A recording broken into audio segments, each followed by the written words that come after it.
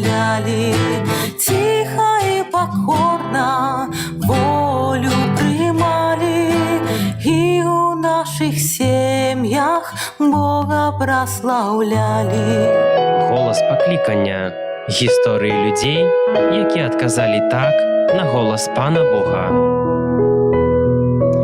Хвала Христу, шановні слухачі Радіо Марія і глядачі нашого YouTube-канала. Сьогодні у нашій студії про голос Пана Бога, який кличе до служення святарського, ми порозмовляємо з допоможним біскупом Мінсько-Могилівської архідієцезії, біскупським вікарієм для города Могилєва і Могилєвської області Олександром Яшевським. Хвала Христу! Хвала навекі, таксама я хачу вельмі сардэчна прывітаць усіх слухачоў Радыё Марыя, тых, хто таксама праз канал YouTube будзе суправаджаць нас ці ў іншы момант глядзець вось у гэтым прыгожым эфіры, які называецца «Голас паклікання».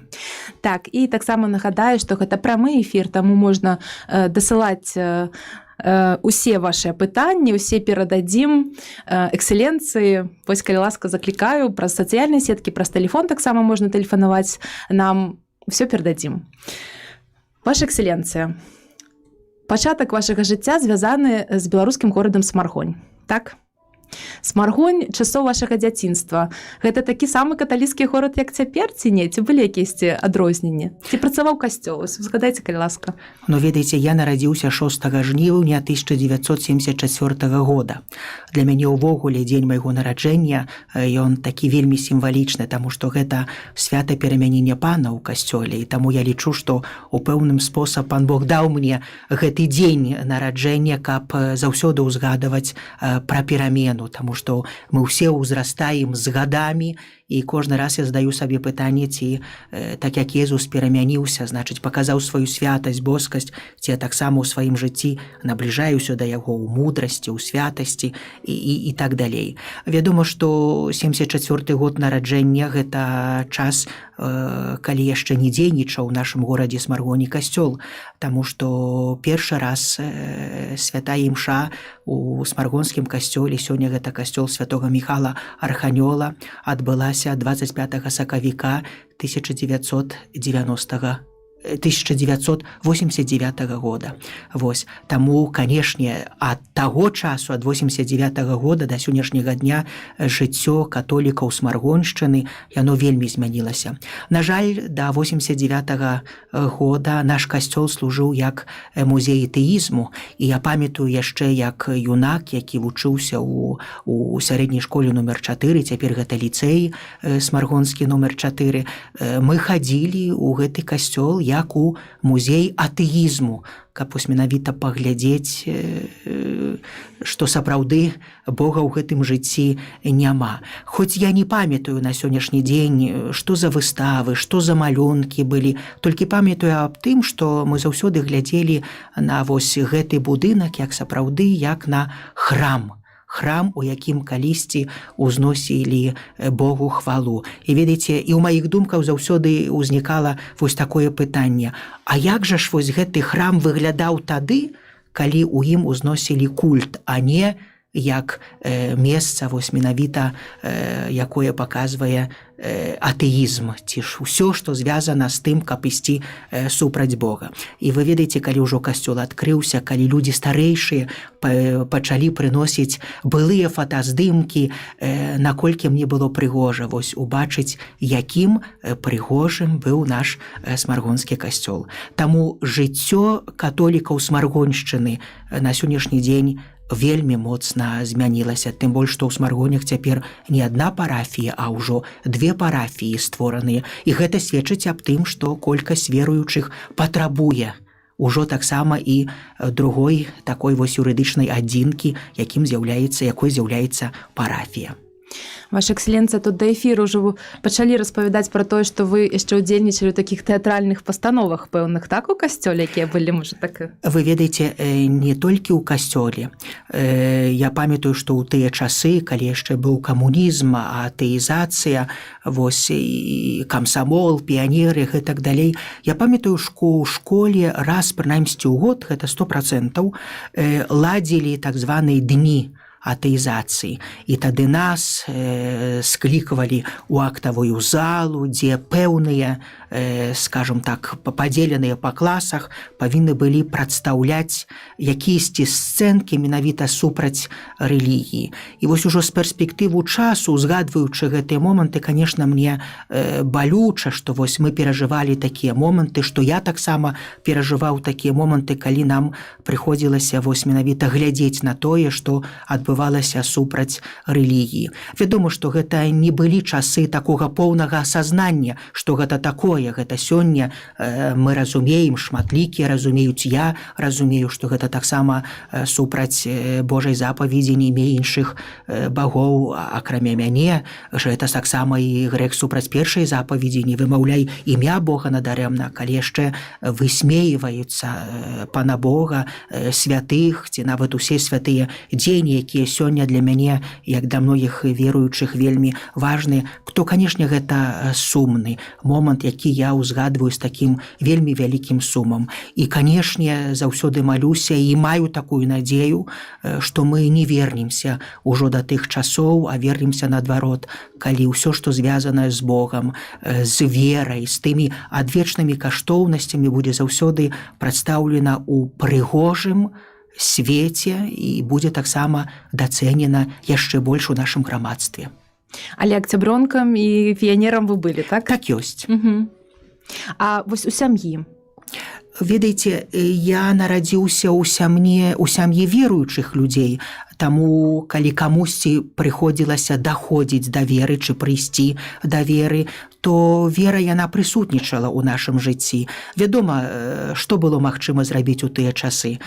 Калі ты бываеш на канікулах, на адпачынку ў бабулі, канешне, ты ўдзельнічаеш таксама і ў жыцці касцёла, таму што і адна бабуля з дзядулямі, другія, яны паходзяць з Ашмяншчыны, тата мой нарадзіўся ў Олькавічах, мама нарадзілася ў Войневічах. У тыя часы гэта была барунская парафія, таму што касцёл у барунах не быў у тыя часы зачынены. Таму, канешне, я, моя сястрычка, мы, будучы на адпачынку ў бабулі, заўсёды таксама ў нядзелю ездзілі да касцёла. У Смаргонях такой магчымасці не было, таму што касцёл быў закрыты. Аднак такія святы, як вігілія, Божае нараджэнне, як Пасха, мы заўсёды святкавалі ў нашай сям'і і знаходзілі таксама час, асабліва бацькі, каб прывесці гэтую аплатку, асвячаную на вігілію, таксама стравы велікодныя на стол асвячаныя. Таму вось у такі спосаб было наша рэлігійнае жыццё. Памятаю таксама, што мы ніколі ў сям'і не хавалі абразоў, ні крыжоў. Напрыклад, шлюбны абраз маіх бацькоў, гэта быў абраз Маці Божай Вастрабрамскай, ён заўсёды вісеў на такім бачным месцы ў пакоі маіх бацькоў, і мы заўсёды паўтараем з сястрой, што мы выраслі пад гэтым абразом Маці Божай Вострабрамскай, таму дзесьці ў якісьці спосаб ёсць такая вось любоў да Маці Божай Вострабрамскай, таму што мы па ёй выхаваліся. А таксама наша бабуля, асабліва бабуля з боку таты, якая да сённяшняга дня жыве, ей ужо 87 гадоў, і вось яна была тым, хто клапаціўся, каб і я падрыхтаваўся да першай святой камуніі, і моя сястрычка. А ведаеце, падрыхтоўка была таксама незвычайная, таму што моя бабуля яшчэ ў тыя часы ў калгасе працавала, а яе матуля, моя прабабуля, ўжо была на пенсію ў такім старэйшым узроўні. І таму праз цэлы месяц бабуля бірала мяне за руку, было мне 6 гадоў тады, вяла мяне да сваёй прабамаці, да маёй прабабулі, і тая амаль што цэлы дзень да 17:00 выкладала катэхізіс. Вядома, што мы вучылі малітвы на польскай мове, Ойче наш, Здровасць Марыя, хвала Ойцу. Пасля трэба ўжо было ведаць таксама і на польскай мове адказы на пытанні. Усё, канешне, гэта трэба было вывучыць на памяць. Бабуля, вяртаючыся з працы, забірала мяне дадому, яшчэ дома выпытвала, ці я так добра памятаю ўсё, чаго навучуся. Вось так, што такімі былі маі першыя катэхеткі. Цэлы месяц рыхтавалі мяне да першай святой камуніі, якую я прыняў менавіта ў барунах у жніўні месяцы.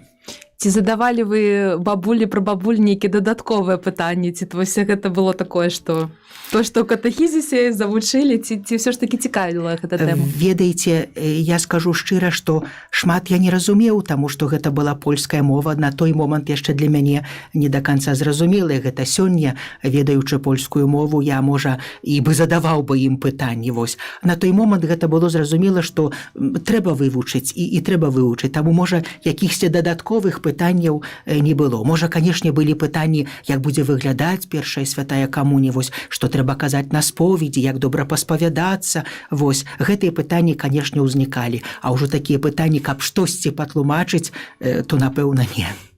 Ну, вось вы ж некалькі разоў так узгадалі сваю першую споведь, хіба што гэта важна, так? Гэты ўспамін, калі можаце падзяліцеся, як яна прайшла, ці шмат было? Вы ведаеце, шчыра кажучы, цяпер я не ўзгадаю, колькі нас было, вось, але група складалася з хлопцаў і з дзяўчат. Памятаю, што гэта была субота. Мы ўсе ў суботу, дзесьці каля 10-й гадзіне прыбылі ў Баруны. Тады працаваў ужо святой памяці ксёндз Ян Матусевіч, ён быў пробашчам у той час у Барунах. І памятаю, што мы прыехалі, я прыехаў з бабуляй, іншыя таксама з бабулямі, ці кагосьці матуля нават прывезла на так званую экзамен перад першай святой камуніяй. Вось, мы ўсе так сталі такім вось вакол святара, і кожны па пачатку, па чарзе, калі падыходзіла, пачынаў в ім'я Ойца і Сына і Духа Святego Амен. І наступна в ім'я Ойца і Сына і Духа Святego Амен. І пасля кожны Ойча наш, здровасць Марыю. І так увесь катэхізіс. І пасля таксама ксёндз Ян задаваў нам пытанні. Не памятаю, 2 гадзіны, чы больш доўжыўся гэты экзамен. Пасля ксёндз Ян выйшаў на касцёл, дзе ўжо чакалі бабулі, матулі, і вось сказаў, гэты ведае тое, гэты не ведае гэтага, гэты ведае ўсё, гэта яшчэ павінна давучыцца. Ну і папрасіў, кажа, што бабулі, матулі, ўжо гэта ваша сумленне, ваш абавязак давучыць дзяцей тым малітвам, пацерам тады гаварылася, ці катэхізмоўкі, што хтосьці не ведаў. І была дамоўлена, што ў нядзелю, на наступны дзень мы ўсе прыбудзем у 9 гадзін на першую споведь паспавядаемся, а ўжо ў 10 гадзін адбудзецца сам момант першай святой камуніі. Я выразна памятаю гэты момант, памятаю таксама, у чым я быў апрануты, як гэта выглядала. Вось, я першы сярод хлопцаў прыняў першую святую камунію. Вось, вельмі прыгожа, памятаю, што, канешне, на момант самой першай святой камуніі не было маіх бацькоў разам са мной, яны засталіся дома. Але памятаю, што калі мы ўжо з бабуляй вярнуліся з касцёла, тады бабуля кажа, вось цяпер ты можаш ўжо спакойна, як хрысціянін, які прыняў пана Езуса ў сваё сэрца, прывітаць таксама і бацькоў. Я памятаю, што тата з мамай былі ў хаце, я ўвайшоў у дом, трымаючы ў руцэ ружанчык такога сіняга колеру, свечку перавязаную таксама сіняй стужачкай, і сказаў вельмі так громкім голасам, нех бэндзе похвалёны Езус Христус. І тады тата з мамай мне адказалі на векі веков Амен. І я таксці адчуў, што вось гэта ўжо такі момант такога сталага хрысціяніна, які не проста ўжо вітае пана Езуса, але вітае Езуса, які ёсць у яго сэрцу, у яго душы праз дар першай святой камуніі. І што было далей? Далей, ведаеце... Кожную нядзелю наведвалі, вось ездзілі ў Баруны? Калі быў у бабулі, конечно, кожную нядзелю мы ездзілі ў касцёлы. Я памятаю, што я не мог дачакацца святой камуніі, таму што мне так вельмі хацелася паўтараць гэты момант. Вось, таму што у той час гэта было штосьці незвычайнага. Вось, а таму дзесьці так чакаў гэтага моманту. Вось вы ўжо узгадалі Яна Матусевіча, так, задам такое пытанне, якія асобы таксама паўплывалі на вас, духоўныя асобы? Но, ведаеце, на жаль, ксяндза Яна Матусевіча я не ведаў вельмі так блізка. Гэта святар, які мне ўдзяліў першую святую камунію, за гэты дар першай споведзі, першай святой камуніі я яму вельмі удзячны. Таксама прашу добрага Бога, каб таксама узнагародзіў яго за гэта ласка вечнага жыцця. Вельмі вялікі ўплыў на маё жыццё, таксама рэлігійнае такое дарастанне, стаўленне, вось, на пачуццё святарскага паклікання, напэўна, паўплываў мой першы пробашч, ксёндз Генрых Куляшевіч, якраз вось у вігілію Маці Божай Ружанцовай 6 кастрычніка ён адышоў у вечнасць, маючы ўжо 92 гады. Ён быў тым, хто ў пэўны спосаб дапамог мне, як і шматлікім іншым юнакам і дзяўчатам дарасці ў веры, узрасці ў веры, але таксама і адчуць гэты голас паклікання. І нават не проста яго адчуць, але наколькі было магчыма, ён заўсёды суправаджаў нас у нашым жыцці. Не толькі праз малітву, але таксама і праз званкі. Ведаеце, яму было 92 гады, і ён імкнуўся час ад часу пазваніць мне на мабільны тэлефон. І вось памятаю, аднойчы бачу, што ў мяне званок на мабільны з Польшчы. Я падымаю слухаўку, і тут мне кажуць, ці магу я размаўляць на польскай мове з ксяндзом біскупам Александрам Яшэўскім? Я кажу, ксёндз Генрых, ойчы, гэта ж я, гэта мой мабільны телефон. Цяпер афіцыяльна. Ксёндз біскуп, я хачу вам шчыра падзякаваць за вашы віншаванні з Божым нараджэннем, прыміце і маі віншаванні, жадаю вам таго-то і таго-то, таго-то. А потым кажа, а цяпер неафіцыяльна.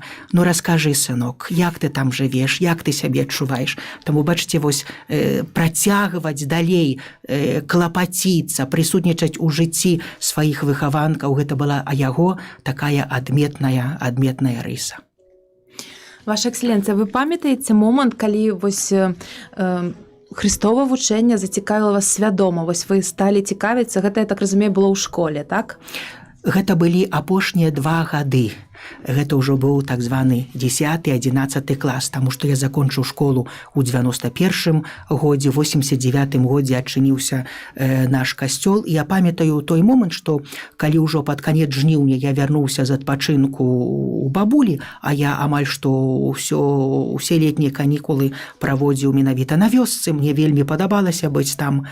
Я вярнуўся дадому, і мне матуля кажа, што ў нас у Смаргоне адкрыўся касцёл. Вось, пашлі, сходзім на вечаровую святую імшу. І сапраўды мы разам з ёй пашлі на вечаровую святую імшу. Першы раз я пайшоў на вечернюю імшу ў наш касцёл. Памятаю, што было шмат людзей, і нам прыйшлося стаяць аж амаль што ў дзвярах.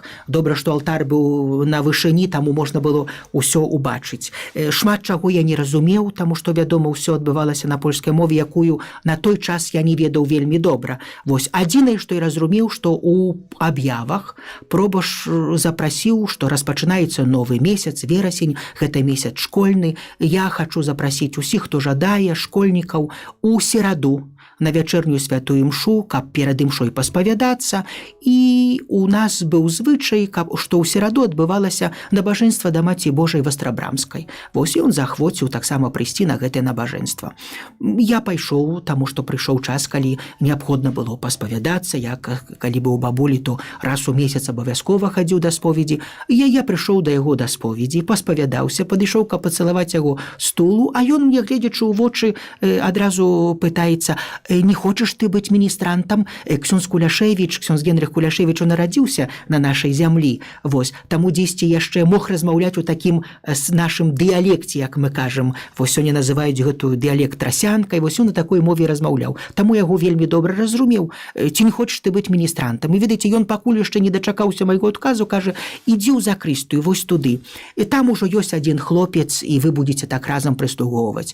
Ну, ведаеце, ксёндз сказаў, я і пайшоў у гэтую закрысту, адкрываю дзверы, а там бачу, стаіць мой аднакласнік. Сёння таксама гэта святар, салезянін, ксёндз Уладзімір Кабак, які служыць цяпер у Маскве, з'яўляецца настаятелем катэдральнага касцёла беззаганнага зачацця Найсвяцейшай Панны Марыі ў Маскве. Вось так мы з ім сталі першымі міністрантамі.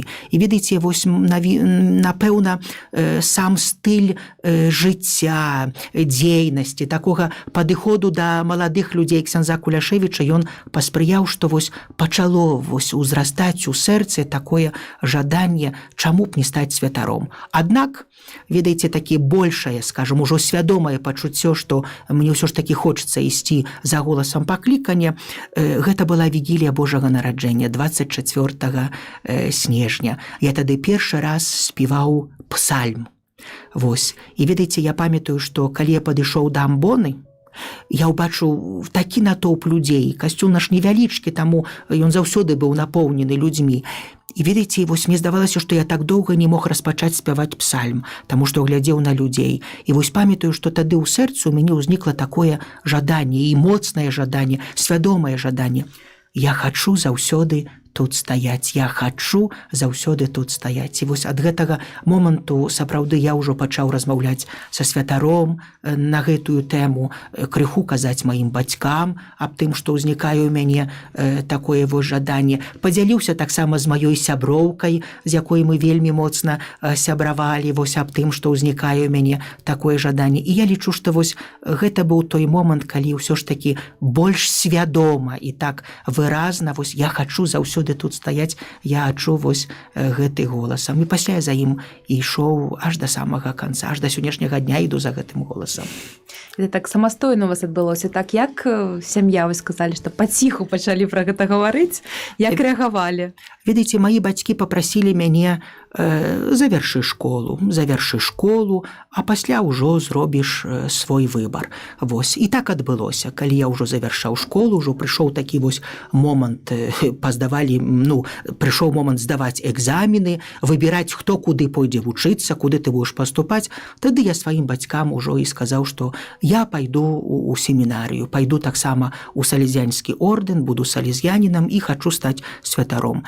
І так як мая матуля і святой памяці тата, яны мне сказалі так, што сын, мы не скажам табе так, таму што гэта павінен быць твой выбар, але таксама і не скажам табе і не, таму што гэта павінен быць выбар. Калі б мы сказалі табе так, і ты пайшоў, а потым будзеш нешчаслівым, то можаш вінаваціць нас. Калі скажам табе не ідзі, таксама выберы штосьці другое, будзеш нешчаслівы, знову ж можаш абвінаваціць нас. Таму выбірай сам, мы не скажам табе не так, не. Але ведаеце, аднак мае бацькі, яны заўсёды падтрымлівалі мяне ў пакліканні. І вось ведаеце, чаму так важна, каб у выбары сваіх дзяцей, чы сына, чы дачкі, бацькі адносіліся вось менавіта з вялікай павагай, нават з пэўнай такой падтрымкай, таму яна вельмі важная ў нашым пакліканні. Я памятаю, калі перажываў філасофію, прыйшоў такі пэўны момант крызісу. Здавалася, што вось я малады, можа я штосьці зрабіў несвядома, можа мне другая якаясьці дарога патрэбная ў жыцці. І ведаеце, тады ж не было ні інтэрнэту, не было ні электроннай пошты, майлаў, трэба было пісаць усё ад рукі. І я дзесьці так пачынаў маім бацькам крыху распавядаць аб тым, што вось штосьці такога вось адбываецца ў маёй душы. Бацькі заўсёды пісалі пісьмо мне разам, тата пісаў, мама дыктавала, кожны дабаўляў свае думкі. Вось. І бацькі мяне пытаюцца, сынок, а што сталася, чаму вось ты адчуваеш сябе яксьці так дрэнна і гэтак далей. І ўжо ў другім пісьме я пішу бацькам, што вось так як не заўсёды бывае добрая пагода, ёсць пэўныя тучы, бываюць і маланкі, так далей. Таксама і ў маім жыцці вось нейкія такія чорныя тучы, яксьці такое вось, пачуццё, што можа гэта не маё. І прыходзіць адказ ад бацькоў. Вельмі выразны, вельмі кароткае пісьмо. Сынок, мы цябе ў семінарыю ісці не застаўлялі, ты пайшоў дабравольна сам. Таму, калі ласка, развеявай як найхутчэй гэтыя цёмныя тучы, таму што ані я, ані матуля не бачым цябе нікім іншым, акрамя святаром. Коратка. Ведаеце, колькі ў мяне было злосці. Як магчыма так адказаць, развеявай, мы не бачым цябе нікім іншым. Вось, я так сабе падумаў, нет бы напісалі, сынок, мы заўсёды з табой, што бы ты не выбраў, мы заўсёды цябе падтрымаем і так далей. А тут станоўчы адказ. І ведаеце, ён быў патрэбны. Таму што калі б не такі адказ, хто ведае, можа я бы падаўся такой вось маладушнасці, пэўным такім эмоцыям, якія ўзнікаюць у жыцці кожнага чалавека, крызісу. Вось, а на сённяшні дзень я ведаю аб тым, што гэта мая дарога, таму што я адчуваю сябе на гэтай дарозе шчаслівы, ведаю, што я вельмі ўдзячна нават бацькам за тое, што вот так станоўча яны мяне падтрымалі. Хоць на той момант гэта не выглядала падтрымкай, наадварот, а сёння я разумею, што гэта вельмі вялікая падтрымка. Таму вось як важна, каб бацькі і малітоўна, але таксама і дадаючы пэўна такой адвагі ісці назад, умець пачакаць у пэўных момантах крызісу, падыходзілі да святарскага і манаскага паклікання хлопцаў і дзяўчат таксама. Атрымліваецца, што вось вы так больш-менш вызначыліся ўжо ў школе, так, у старэйшых класах. Канешне. Чаму салезіяне? Вы былі з кімсьці знаёмы? Чаму вось такі выбар? Вы ведаеце, увогуле ксёндз Куляшевіч, які прыйшоў служыць у Смаргонь, мой першы пробашч, ён быў салезіянінам. І таму, ведаеце, яго стыль працы як пробашча, як салезіяніна, вось, ён вельмі моцна прыцягваў. Уявіце сабе, за маіх часоў, а толькі 2 гады я быў, скажем, міністрантам. 89-91 я паступіў у семінарію, у нас было около 100 міністрантаў, а дзяўчынкі, якія кожны месяц удзельнічалі ў працэсіі, так званыя бель працэсійныя, тады іх называлі, было больш, чым 200 дзяўчат. Таму прыходзілася пробашчу, каб каля 100 міністрантаў ва ўрачыстасць якуюсьці дайшлі да алтара, то трэба было некалькі і яму хвілін пачакаць, каб дайсці да алтара, маючы такую асысту. А калі ішла працэсія навакол касцёла, то адныя ўжо хацелі ўваходзіць у касцёл на завяршэнне працэсіі, а другія яшчэ не выйшлі. Вось уявіце сабе, якая гэта была прыгажосць. Таму, гледзячы на працу, на служэнне майго пробашча, у мяне не ўзнікала якоесьці пытання, кім быць. Я ведаў аб тым, што я хачу быць так, як мой пробашч, як мой першы святар. Хачу быць святаром, хачу быць салезіянінам. Таму я паступіў менавіта ў салезіянскую кангрэгацыю. Нават не вагаліся ні паміж чым і чым там? Сваршчык, напрыклад? Не вагаўся, так ёсць. Так. Семінарыя. Адразу ў Польшчы, так? Так ёсць, таму што ў тыя часы не было іншай магчымасці, як толькі паступіць вось менавіта ў Польшчу ў семінарію, таму што там быў навіцыят, там была ўся фармацыя маёй манаскай сям'і, майго ордэну. Таму дзякуючы таксама нашаму мітрапаліту, арцыбіскупу Тадеушу Кандрусевічу, таму што ў тыя часы не так лёгка было атрымаць і загранічны паспарт, замежны паспарт, не так лёгка было паехаць у семінарію менавіта, скажем так, за мяжу у семінарію, але наш эксцэленцыя мітрапаліт, ён адважны пастыр, гэта пастыр, які глядзіць вельмі далёка ў будучыню касцёла. Вось, ён выслаў нас як будучых прафесароў у семінарію, і такім спосабам мы атрымалі дазвол ад адказных за рэлігію вось на замежны паспарт і таксама на магчымасць вучыцца ў семінарыі. Што вам цяжка давалася там? Я ўжо зразумела, што былі такія пэўныя ваганні, так, эмацыйныя. Што было цяжка? Вось. Ведаеце, я не ўспамінаю семінарыйнага жыццё як жыцця цяжкога. Наадварот, яно было такім вось радасным. Хоць у навіцыяце мы вельмі шмат працавалі фізычна, таму што ў нас было сваё гаспадарства, у нас было каля 100 свіней, таму што мы ўтрымлівалі, за гэта жылі. У нас былі гектары зямлі, дзе трэба было садзіць і памідоры, і іншыя, скажем так, рэчы неабходныя для харчавання. Якія навыкі у вас засталіся з таго часу, раскажыце? Амаль што ўсе засталіся. Калі вы былі на гаспадарцы, ўсё б умелі, так? А я быў на практыцы ў Ружаным Стоку, у нас таксама была гаспадарка, і мне як семінарысту прыходзілася хадзіць нават даіць карову, карміць смелей, прыбіраць усё. Таму, ведаеце, такой вось працы я не баюся, яна была таксама патрэбная, бо гэта таксама момант фармацыйны, таму што, ведаеце, лёгка быць тым, хто толькі спажывае, але трэба быць таксама чалавекам, які не проста спажывае, як гаворыць святы Павел, спажываем плён сваёй працы, хто не працуе, няхай не есць. Вось таму ў семінарыі нас гэтаму вучылі. Мы самі кожны чацверг пяклі хлеб, мы даглядалі жывёл, умелі таксама і курэй, і гэтак далей, і трэба было рана, яшчэ да малітва, уставалі мы вельмі рано, ўжо з 15:06 трэба было ўстаць, у 6:30 былі ўжо першыя малітвы, а яшчэ да гэтага, хто быў адказны за гаспадарку, павінен быў яшчэ схадзіць і паглядзець гаспадарку, таму мы фізычна працавалі, але гэта не быў такі момант, ведаеце, якісьці, сёння не ўспрымаеш гэтага як какаясьці цяжасць, але нават як такая пэўная радасць у фармаванні самога сябе, таму што сёння мы таксама жывём такім жыццём самотным і ведаем аб тым, што дзякуючы вось гэтай навуцы умеем парадзіць сабе ў жыцці. У вас была спецыялізацыя філасофія, так? Ці як гэта назваць? Ведаеце, фармацыя яна дзеліцца.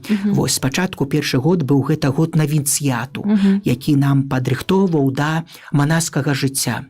Таму што, каб скласці першыя законныя шлюбы, трэба ўчыніць гэты акт свядома, таму што ты складаеш свядома, добравольна, і хоць маеш намер на ўсё жыццё, то аднак першыя 6 гадоў гэта шлюбы так званыя часовыя. Таму, каб скласці шлюбаванне Богу, жыць у пастухмянасці, у беднасці, у чысціні, трэба да гэтага моманту падрыхтавацца.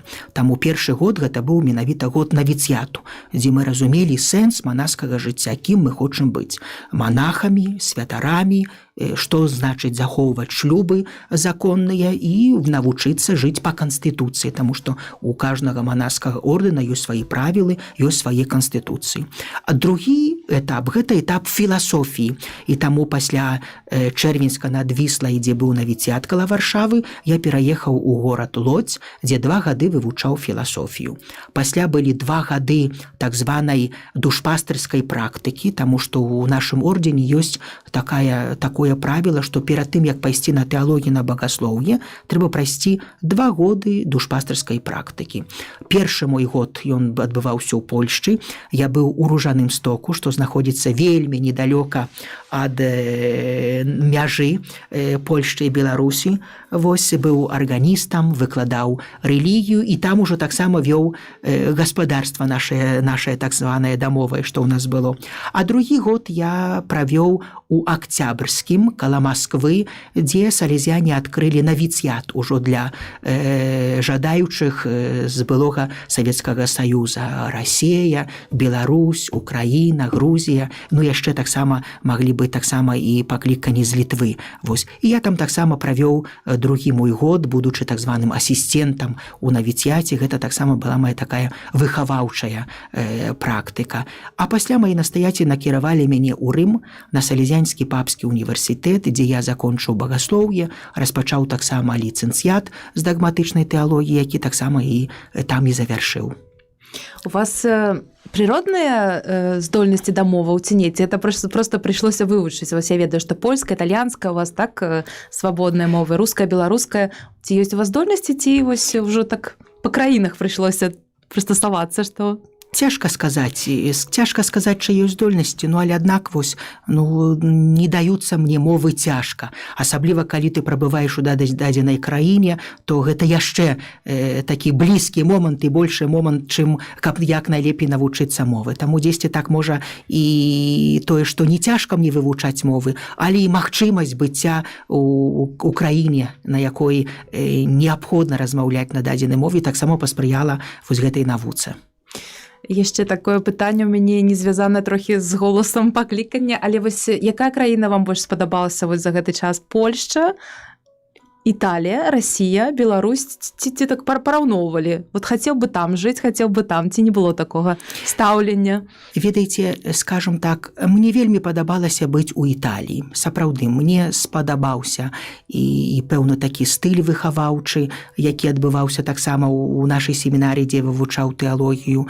Можа, таксама і народ, ён вельмі такі не толькі спантанны, але вельмі такі ветлівы, добразычлівы. Там цяжка сказаць, што хтосьці можа быць абыякавы, асабліва да такой вось чалавечага цярпення чы на патрэбу дапамогі. Таму мне падабалася быць у Італіі. Калі вось, скажам так, пытацца, якая бы краіна мне больш адпавядала, то я бы адказаў, напэўна, Італія. Яксі так вось гэты менталітэт, падыход, культура, яна мне даспадобы. Не кажу ўжо пра кухню, якая смачная італьянская кухня. Але так, пажылі ў некалькі краінах, і ўсё роўна, так я паглядзела, пачытала біяграфію, вось Смаргонь так прыцягвала, так?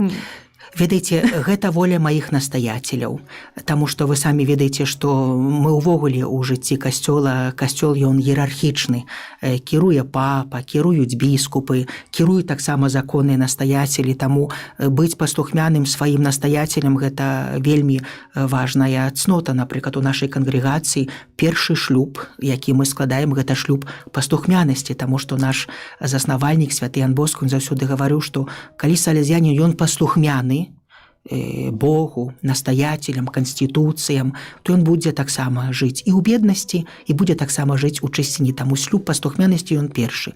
Маі настаятелі мне не аднойчы прапанавалі вярнуцца ў свой родны горад, каб быць там настаятелем салезіянскай супольнасці. Вось першы раз, калі мой настаятель мне запрапанаваў, я прадставіў яму у так званым дыалагаваным паслухмянасці, у дыалагаванай ёсць дыалог. Настаятель цябе просіць, ты можаш яму выказаць пэўныя свае меркаванні ці пэўную такую, можа, сітуацыю, якая можа быць, але рашэнне належыць яму. Я яго папрасіў, што калі ёсць такая магчымасць, каб ён узяў пад увагу, даючы мне пастухмяны, што гэта мой родны горад, у якім жывуць мае бацькі. Вось, не ведаю, ці было бы мне вельмі зручна служыць у маім родным горадзе, тым больш, што пан Езус сам сказаў, што ніводны прарок не прымаецца ў сваёй бацькаўшчыне. Вось. Таму першы раз, калі мне запрапанавалі, вось, мой настаятель вырашыў, што добра, пойдзеш служыць у іншае месца. Вось. Але праз 3 гады ён знову ж вярнуўся з гэтым запытаннем і ўжо мне выказаў, што гэта ўжо неабходнасць прыняць на сябе абавязкі настаятеля супольнасці. І, ведаеце, я магу вам сказаць, што нават калі ёсць у Святым Пісанні выказванне, што ніводны прарок не прымаюць у сваёй бацькаўшчыне, для мяне гэта не адносіцца, таму што мне вельмі выдатна служылася ў маім родным горадзе. Я таксама дзякую супольнасці, таму што ў першую чаргу служба настаятеля вельмі моцна звязана са сабратамі, таму якісьці спосаб не заўсёды вязло, калі так можна сказаць, на сабратоў. Не ведаю, чыім вельмі вязло з такім настаятелем, але мне з сабратамі заўсёды вязло. Таму пэўны спосаб я удзячны ім. Але таксама мне вельмі выдатна працавалася і з людзьмі, з уладамі свецкімі, са святарамі, якія былі ў нашым смаргонскім дэканаце. Таму дзесьці так гэта быў вельмі прыгожы момант. Вось. Хоць я праслужыў 3 гады і мог служыць далей, вось, таму што мне запрапанавалі таксама стаць і пробашчам парафіі, не проста быць настаятелем супольнасці, але пробашчам парафіі. І вось знову ж я прадставіў сваім настаятелем пэўныя такія мае перажыванні, вось, адносна таго, каб быць адказным за ўсё салезіянскую справу ў Смаргоні. І мы настаятелі вырашылі, што можна не быць пробашчам у Смаргоні, дастаткова тое, што было зробленае за гэтыя 3 гады, і перавялі мяне таксама ў Мінск. І вось пасля праз год мяне спаткала біскупская намінацыя тут у Мінску. Але ж у бароны таксама вы вярнуліся, так? Паслужылі. Тут у нас просто пытанне уже паступае, так, то я конечно. Буду паралельна яшчэ зачытваць. Так, першае так, ад Александра. Хвала Христу, ваша экселенцыя, дзякуем за такую цёплую размову і ваш аповед. На вашу думку, з пункту гледжання сённяшняга дня, калі было цяжэй прывесці дзяцей да Бога, у савецкія часы ці зараз? Вось такое пытанне ад Александра. Ведаеце, кожны час ён мае свае цяжкасці і свае клопаты. Вось, у тыя часы, напэўна, таксама было цяжка, таму што не было месцаў культу, дзе паказаць, куды прывесці, хто б мог навучыць, калі закрытыя касцёлы, няма ні манахінь, няма недастаткова духавенства, таму у тыя часы таксама было вельмі цяжка. Мне здаецца, што сёння лягчэй, таму што паглядзіце, колькі адкрытых парафій, колькі створана такіх вось катэхетычных цэнтраў для дзяцей і моладзі, таму сёння ёсць ідэальныя умовы. Выдавецтва про Хрыста і не толькі, кожная дыцэзія імкнецца выдаваць падручнікі, нават і на беларускай мове ўжо колькі падручнікаў надрукавана. Сёння ў час пандэміі ёсць ужо і відэокатэхезы каб дапамагаць. Таму мне здаецца, што гэтыя часы яны больш дапаможныя для бацькоў, каб дапамагчы дзецям прывесці да веры. Канешне, акрамя таго, каб іх падштурхнуць, сёння трэба быць сведкам. Таму, калі бацькі з'яўляюцца для сваіх дзяцей сведкамі рэлігійнага жыцця, часамі трэба быць і маўчалівым сведкам, асабліва калі прыходзіць такі ўзрост пераходны, як мы называем. Таму тут трэба быць маўчалівымі і вытрывалымі сведкамі. Гэта таксама дапамога для бацькоў, каб дзеці ўсё ж такі не адышлі ад Бога, ад веры, ад касцёла, але узгадваючы нават калісьці, па якіхсьці часах свайго пэўнага крызісу, шукання, прыклад бацькоў вярнуцца да гэтага. Так, і яшчэ ў нас тады пытанне, калі Канешне. дазволіце, ад слухача. Гаспадар Дзяніс, якія, на думку біскупа Аляксандра, ёсць станоўчыя і адмоўныя бакі святарскага служэння на Магілёўшчыне? Адразу вас у цяперашні час. Ведаеце, я лічу так, першае, у чалавека павінна быць добрая матывацыя. Увогуле, дзеля чаго і каму я хачу служыць. Таму месца для чалавека, які ў паўнаце хоча аддацца сабе службе Богу і людзям, яно не мае значэння, таму што самае галоўнае гэта маё жаданне паслужыць Богу і паслужыць людзям. Канешне, ёсць тэрыторыі, дзе гэтае служэнне можа больш лёгкае, нават дзесьці і прыемнае служэнне, таму што ёсць супольнасць католікаў, яна немалая, ёсць супольнасць сталых веруючых, якія практыкуюць, таму, канешне, там лягчэй. Магілёўшчына гэта такая зямля, дзе трэба вытрымкі, таму што вельмі часта здараецца так, што ў штодзённым жыцці святар застаецца адзін, і людзі прыходзяць толькі па нядзелях і святах. Там вера была на працягу стагоддзяў нішчана, таму гэта не віна людзей, што яны чагосьці не ведаюць ці штосьці не ўмеюць. Гэта не віна іх. Таму сёння трэба мець менавіта такую вытрываласць у служэнні людзям, таму што яны таксама дзеці касцёла. І калі касцёл маці, а мы духоўныя айцы, мы не можам пакінуць нават ніводнае сваё дзіцятка, якое патрабуе нашай пастырскай апекі. Таму нельга казаць, што ёсць якісьці пэўныя патрабаванні. Жаданне паслужыць Богу і людзям, нават у цяжкіх умовах. Ну і, канешне, вытрываласць, штодзённасць, прысвячэнне, інавацыя ў пастырскай дзейнасці. Вось гэтыя якасці яны вельмі патрэбныя.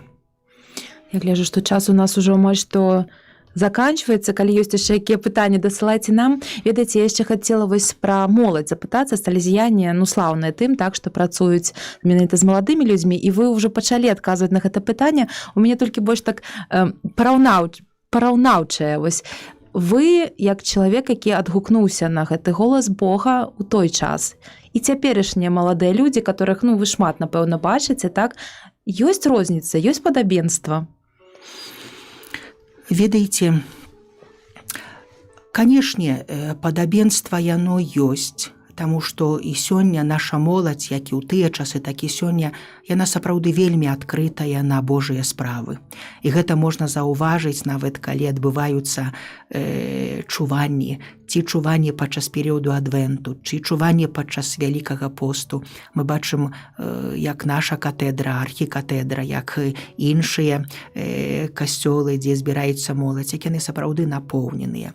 Можна заўважыць, колькі глыбіні у перажыванні спатканняў з Богам мы бачым сёння на твары нашых маладых людзей. Таму, канешне, ведаеце, сёння іх вера, яна можа і крыху больш зматываваная і глыбейшая, ніж у тыя часы была нашая, таму што яна была традыцыйная. Гэта толькі дзякуючы тым, што прыйшла свабода веравызнання, вернутыя былі касцёлы, святары з-за мяжы, нізкі ім паклон, сёстры законныя, манахі, маняхіні прыбылі дзеля таго, каб адраджаць веру. Вось яны дапамаглі нам у гэтым узрасці. Сёння амаль што з малога ўзросту касцёл дае магчымасць бацькам выхоўваць сваіх дзяцей у веры, і моладзь таксама мае магчымасць у ёй узрастаць, таму што не толькі пры салезіянскіх цэнтрах, араторыях, але таксама пры шматлікіх дыцэзіяльных парафіях, дзе збіраюцца вялікая колькасць моладзі, ёсць моладзевыя суполкі, моладзевыя групы, якія пазваляюць нашай моладзі узрастаць і навучыцца жыць сваёй верай штодзённа. Таму, ведаеце, таму сёння, канешне, моладзь мае магчымасць быць больш матываванай у веры, ніж, можа, тыя нашыя часы. Я чула такое меркаванне, што і патрабавальнае больш, але... Гэта таксама праўда, таму што сёння, бачыце, свабода веравызнання. Сёння таксама сродкі масавай інфармацыі, якія у імгненні вока могуць распаўсюджыць розныя навіны, яны выклікаюць ад таго, што моладзь становіцца больш патрабавальнай. І гэта добра. Таму што трэба патрабаваць, але не забываць аб тым, што патрабуючы таксама ад іншых, варта таксама патрабаваць ад сябе, каб не было так наадварот, што сёння мы больш патрабуем ад іншых, ніж ад самога сябе. І вось у гэтую такую пагрозу я б таксама заахвочваў маладых людзей не трафляць ніколі, што вось все роўна патрабуючы таксама і ад іншых, нават жыцця паводле веры, у першую чаргу патрабуем гэтага і ад саміх сябе. Ваша экселенцыя, вы хацелі перад размовай, чтоб я вам нагадала пра малітву, так? Так, пра пакліканне. Што Так, за яна, ёсць. можа, распавядзіце, яшчэ зусім уже так часу няшмат у нас. Ведаеце, калі у нас адбывалася апошняе паседжанне канферэнцыі каталіцкіх біскупаў Беларусі, наша камісія па справах фармацыі семінарыстаў і святароў выйшла з такой прапановай, каб распачаць ініцыятыву духоўнай успамогі святарскіх і манаскіх пакліканняў у Беларусі. Таму што Езус Христус, кажучы пра пакліканне, і ён кажа: прасіце пана жніва, каб паслаў працаўнікоў на сваё жніво. Як іх прасіць? Вядома, што малітоўна прасіць. Таму мы, як біскупы, заўважылі, што сёння існуе вялікая неабходнасць маліцца аб пакліканняў, таму што з кожным годам яны ў нашай краіне змяншаюцца, як і да святарства, так і да манаства. Таму неабходна інтэнсіўная малітва. Малітва, якая прапануецца не толькі старэйшаму пакаленню, бо часамі так думаецца, што вось успамога, малітоўная спамога, то можа значыць гэта вось нашыя бабулі, дзядулі, людзі старэйшыя, альбо якіясьці рэлігійныя рухі. Не. Гэта прапанова ў першую чаргу вучыць да дзяцей, каб яны таксама ўзялі на сябе вось такі прыгожы абавязак маліцца аб будучых сваіх святароў, манахаў і манахінь. Гэта прапанова кіруецца таксама для моладзі, таму што яны патрабуюць духоўных правадыроў, духоўных пастараў.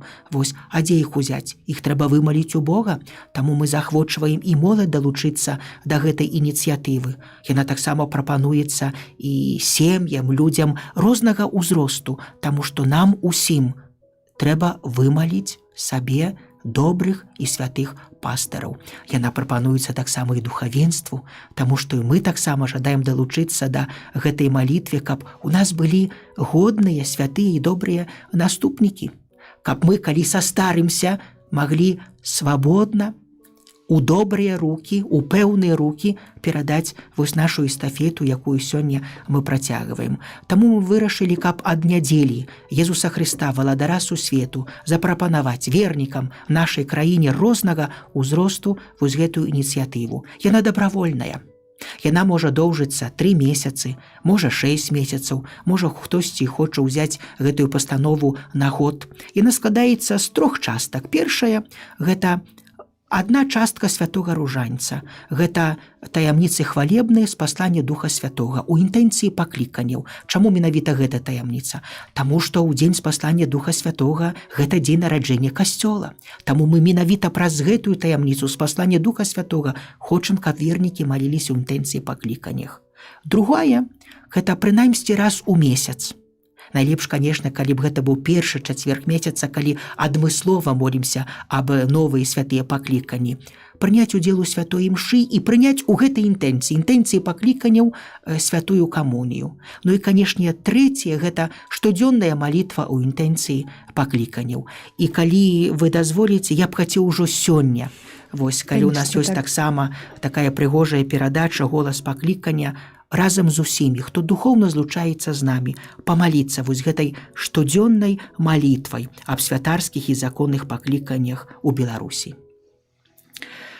Пане Езу Хрысте, найвышэйшы Божы пастыр, Ты паклікаў апостала і ўчыніў іх вестунамі добрай навіны. Схілі да сябе гарачыя і высакародныя сэрцы маладых людзей Беларусі, учыні іх сваімі паслядоўнікамі. Учыні, каб яны падзялялі Тваё жаданне паўсюднага збаўлення, адгукаліся на маленні братоў і сясцёр усяго свету аб дары веры і ўзаемнай любові. Адказваючы на Твой заклік, няхай яны прыцягваюць місію ўзрастання Касцёла і стануць соллю зямлі. Твой міласцівы позірк звярні на сэрцы дзяўчат, чыстых і великадушных, адары іх палымяным імкненнем да евангельскай дасканаласці, да пасвячэння справам касцёла і Евангелія і чынення дабра ўсім людзям. Каралева Беларусі і маці касцёла, вазьмі ў свае рукі маю малітву аб шматлікіх і годных святарскіх і законных пакліканнях. Прадстаў іх свайму сыну Езусу Христу, нашаму Пану, які жыве і валадарыць з Богам Айцом у еднасці Духа Святога, Бог праз усе векі вечныя. Аман. Тэкст гэтай малітвы можна будзе дзесьці, напэўна, на сайце так знайсці, калі ў кагосьці такое будзе жаданне. Канешне, наша рэдакцыя «Про Хрыста» надрукавалі адпаведныя брашуркі, якія будуць распаўсюджаныя ў кожнай дыяцэзіі. Таксама ведаем, што жывём у час пандэміі, ведаем, што не ўсе карыстаюцца з такой магчымасці, каб удзельнічаць у нядзельнай святой імшы, таму і на партале «Про Хрыст», на партале «Католік Бай», у дыцэзіяльных газетах «Слова жыцця», «Каталіцкі веснік», у «Дыялог» таксама будзе змешчана малітва. Ну і, канешне, на сайце «Радыё Марыя» таксама будзе змешчана гэта брашурка. Я думаю, што той, хто не можа быць у святыні і ўзяць для сябе вось гэтую брашурку, можа таксама яе спампаваць і раздрукаваць і карыстацца гэтай малітвай і памятаць пра гэтыя абавязкі. Ваша экселенцыя, дзякую вам вялікі. Яшчэ напрыканцы просім заўсёды аб біскупскім благаслаўленні для хто можа вось далучаецца таксама праз радыё, калі можаце ўдзяліце, калі ласка, і будзем ужо заканчваць нашу праграму, бо, на жаль, час выйшаў. Я яшчэ таксама хачу вельмі падзякаваць за запрашэнне на сённяшняе наша спатканне. Хачу падзякаваць тым, хто прыняў удзел, хто слухаў вось нашу сённяшнюю размову, за тыя пытанні, якія былі дасланы. Гэта вельмі прыемна, таму што бачна, што лёс пакліканняў у нашым касцёле каталіцкім на Беларусі, ён шматлікім людзям неабыякавы. І таму я дзесьці маю такую надзею, і разам з усімі біскупамі мы спадзяёмся, што наша ініцыятыва як духоўная спамога святарскіх і манаскіх пакліканняў яна будзе падтрыманая. І, канешне, няхай добры ласкавы Бог праз благаслаўленне, якое з радасцю ўдзяляю, усіх захоўвае, адорвае неабходнымі ласкамі, здароўем, вось, канешне, захвочваю берагчы саміх сябе, берагчы таксама іншых і з надзеяй на Пана Бога ісці наперад. Пан з вамі. І з духам тваім. Няхай імя Пана будзе благаслаўлёна. Цяпер і навекі. Дапамога наша ў імені Пана, які стварыў неба і зямлю. Няхай вас благаславіць Бог усемагутны, Айцец і Сын і Дух Святы. Амен. Заставайцеся з Богам. Дзякуем Пану Богу.